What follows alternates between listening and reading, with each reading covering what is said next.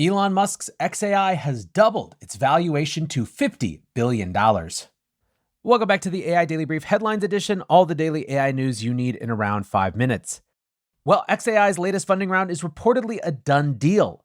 The Wall Street Journal reports that xAI told investors that they have raised $5 billion at a $50 billion valuation, twice what they were valued at in May. Investors include the Qatari Sovereign Wealth Fund, Valor Equity Partners, Sequoia Capital, and Andreessen Horowitz. xAI has now raised $11 billion this year and recently told investors they've grown revenue to a $100 million annualized pace. The fundraising round puts xAI in the same bracket as OpenAI, which did their own monster round earlier in the year. The new funds are intended to finance the purchase of 100,000 additional NVIDIA GPUs to double the capacity of the Colossus training supercluster. The data center is already claimed to be the largest AI training system in the world, and apparently it's set to debut some results. The third version of the company's Grok model is due this month, with Elon Musk boasting that it will be, quote, the world's most powerful AI by every metric. Speaking of NVIDIA, that company's CEO Jensen Huang used yesterday's earnings call to assure investors that the company is on track. The information recently reported that NVIDIA's new Blackwell chips were suffering from overheating issues which could cause delays. That specific report wasn't brought up, but Huang said that Blackwell production is at full steam.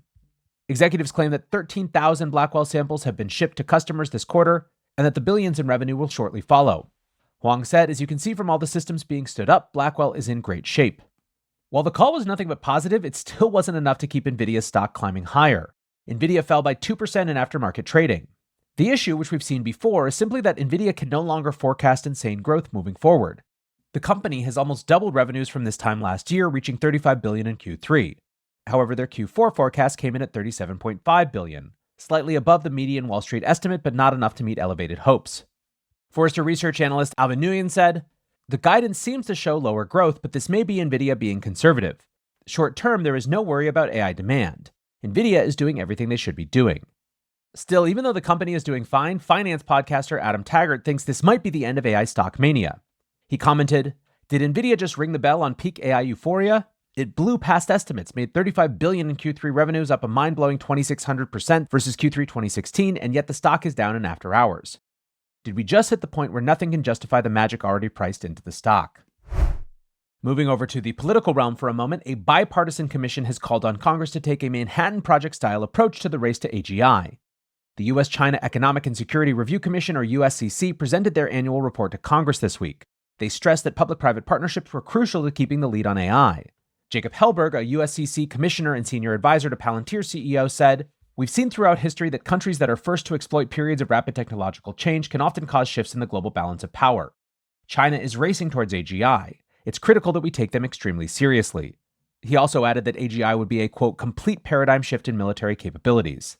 Among the suggestions for domestic policy was streamlining the permitting process for energy infrastructure and data centers. They also suggested that the government provide, quote, broad multi-year funding to leading AI companies, as well as instructing the Secretary of Defense to ensure AI development was a national priority.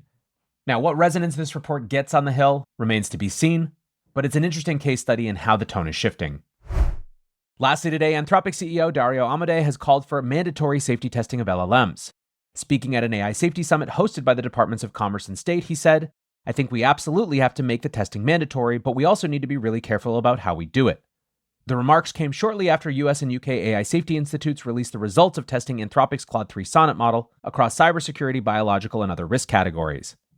Safety is currently governed by a patchwork of voluntary self-imposed guidelines established by the labs themselves, and Amodei said, there's nothing to really verify or ensure the companies are really following those plans in letter or spirit. I think just public attention and the fact that employees care has created some pressure, but I do ultimately think it won't be enough. It will be very, very interesting to see how this conversation evolves in the context of a Trump administration. However, for now, that is going to do it for our headlines.